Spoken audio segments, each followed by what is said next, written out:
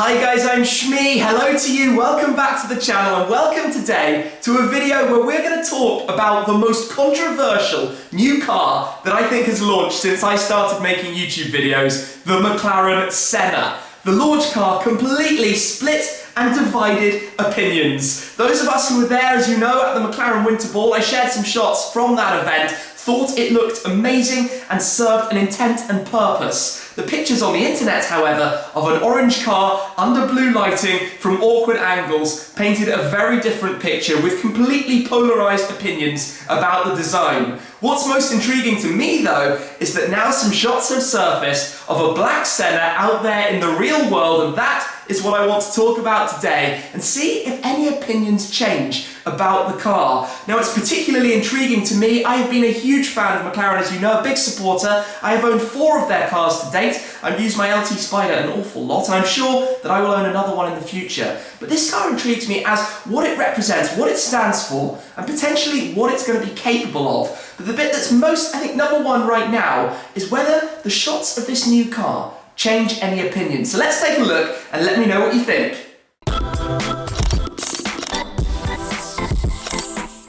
First things first, let's take a look at these new images of the McLaren Senna. After all, that's what you're here to see. Then afterwards, I'll offer some thoughts and opinions from my side, but I want to say a big thanks to Luke at Hampshire Photography, who has very kindly allowed me to share these shots with you. I'll pop a link down below to his YouTube channel and also over to his Instagram page as well. Do go check them out. But by complete coincidence, he was out and about and bumped into what must be one of the very early road-going prototype test cars of the Senna. Until this point, we've only seen a pre-production car, a camouflaged mule, driving around in the local area to the Nürburgring Nordschleife and also out on the track. The car presumably doing some testing and engineering works, but basically looking like a previous generation 675 LT, a mule after all, presumably the running gear for Senna. But what we have here, the gloss black car, is maybe an experimental prototype, one of the very first, maybe a pre-production car, given that it looks so close to the car we're expecting to see on the roads, but it's uncovered, it's raw, and it's there for all to see. Now, the car is gloss black, and I think that's one of the biggest talking points that we can go on from here. The launch car was presented in Myra Orange, a very bright, very strong, very striking colour, but one that really emphasised the awkwardness of the shapes and the design. And let's be real, this car has been basically engineered with design very much following the function, form following function, which gives it a slightly awkward shape and presence. It looks a bit disproportionate, and previously we had only seen it in race mode, 5 centimeters lower to the ground. But given that there's no consistent line that runs the full length of the car, everything is broken up somewhere by a vent or a duct. It basically meant that to the eye, in a picture, when you haven't seen it in person, it just has that awkwardness to it, and that's before we talk about the rear wing. So the colour, the gloss black, it covers up some of that awkwardness, and I'm sorry to keep reusing the word, but I think it's the best way to describe it, given that it's a car that is built with intent and purpose. It is built for the racetrack. The engineers have gone crazy with the aero and the aerodynamics of the car, and that means that the design has had to work around that. So it has this elongated nose, this wing that sits what looks a little bit too far forward. It has these glass doors which introduce a black area on the side of the car, which is again a little bit fussy and not what we're used to seeing. But the gloss black hides a lot of that. And it seems weird to say that perhaps the dark colour hiding some of the awkward design is a good thing, but it's very intriguing to see the car in black and see how it looks like this.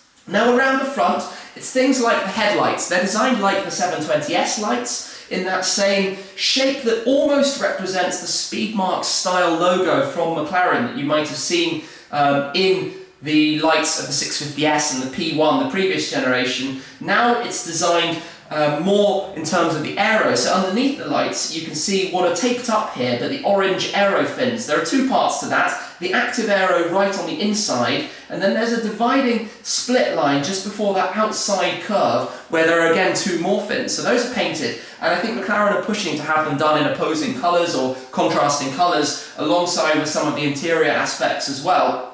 But with the satin carbon, I think that goes very well with the glossy painted car. Satin carbon, again, just more contrast in terms of the design. But things like the bonnet feature, that nose hump you have over the bonnet of the car that separates those two cooling sections either side, again being hidden a little bit, helps the design because it's so unusual and different. And a lot of this car is very different to what we've seen on other models that have come before, and that's why I think in pictures it just looks a little bit weird.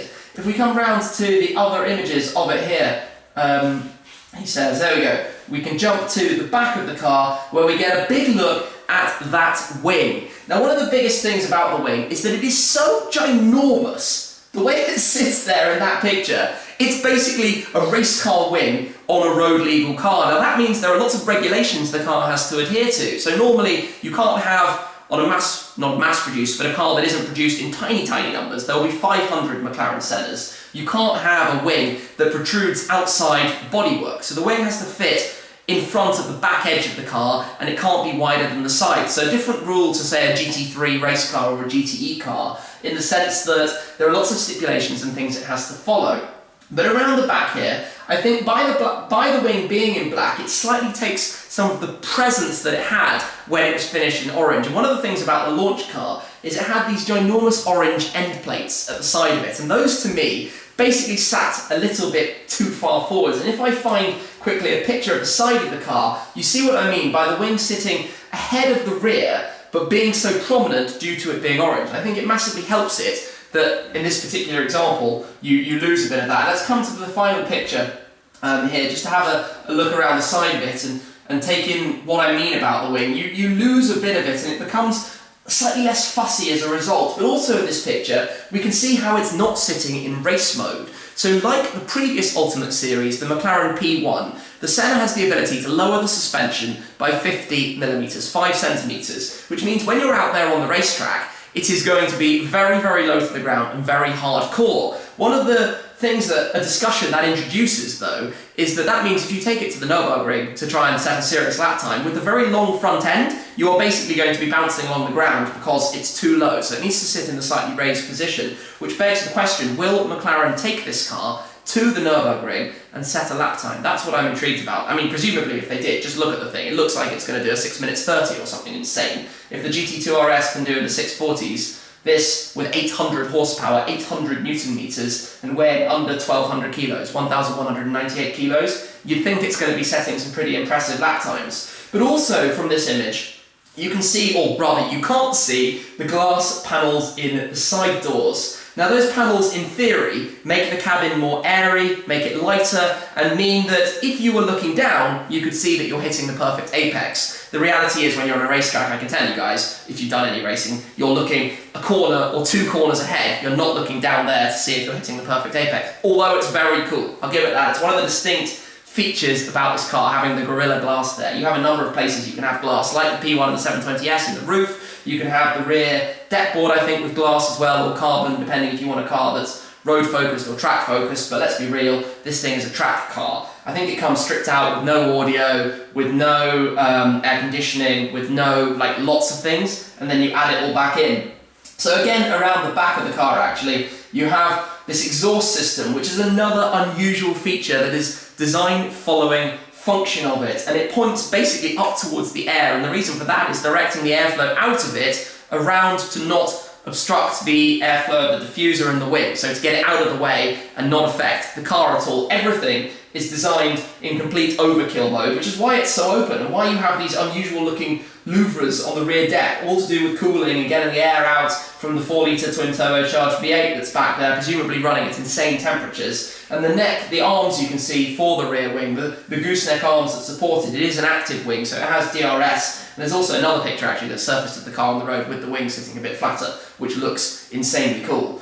You can see this car's running a factory test number plate. It is definitely a development mule. So at the early stages of the car, you have the complete mules, which are the camouflaged examples we've already seen before now. McLaren traditionally have experimental prototypes, XP cars, some of which they later go on to sell, as they did with the P1, to customers when the full production is completed. So XP cars are really early stages. Then you have pre-production cars, the PP cars, which are more, can we build it, how do we build it, how does everything go together properly, just refining the line and development and process of manufacturing. So the PP cars, which I presume this must be an XP Not necessarily a PP yet, but it probably will say somewhere on it. Obviously I didn't see the car myself, so I can't see that. And then you will have production cars. So this isn't one of the 500 cars that will go to customers. It costs £750,000, including taxes in the UK, if you didn't know, but it's going around the world, so Americas, around Europe. Particularly interesting. And I think generally, you just look at it, and it took us a while to get used to this shape. When it first launched, it's so radically different from anything else. And I believe, having obviously seen it myself once, albeit in dim lighting at the ball when it was basically a social occasion, so I wasn't in full, I must focus on this car mode. It's a design that is so dramatic, but when you look at it and when you say, oh, that's for that, oh, that's for that, that's how the airflow works, it starts to make more sense. And I think as we get more of an understanding of this car, in the future, people will appreciate it more than they perhaps do at this particular moment. I think when you see one, if you ever see one at an event or a show, I think you will be amazed by how much better it looks in person than it does in the pictures. That awkward design from pictures becomes so much less fussy when you're standing there and taking a look at it right next to you. The only thing I don't like about this car is the colour of the wheels against these tyres. The rubber, the slightly dirtied rubber with gloss black wheels, I just feel it looks a bit rubbish. You need wheels that are, I think, more stealth or maybe even silver to go on this. They're a really cool wheel design, a super lightweight centre lock for the first time on a McLaren, and it just loses a bit of that for me. But also in the side profile picture, you get to see a little bit more of those exhausts and the rear end, the whole craziness of it. And there's so much more to talk about, and I hope in due course I'll be able to run over all the details and features. There is lots of information that isn't yet public about this, which is going to be very special. But just as a bit of a reminder, let us see the moment that Bruno Senna himself drove the McLaren Senna, named after his uncle, into the MTC to be revealed for the very first time.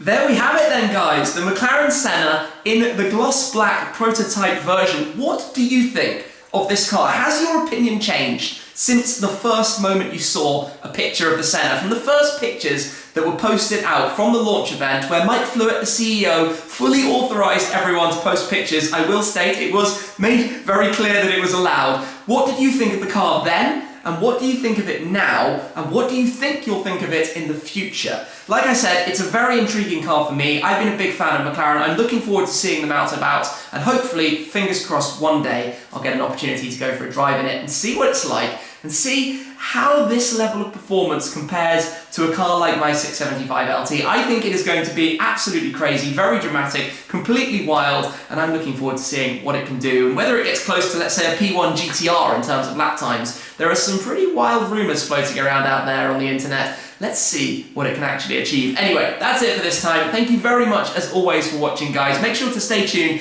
be subscribed, and fingers crossed, I'll have a video driving one of these to share with you guys in the future. That's it for now, though. Thanks again, as always, and I'll see you again very soon. Cheers!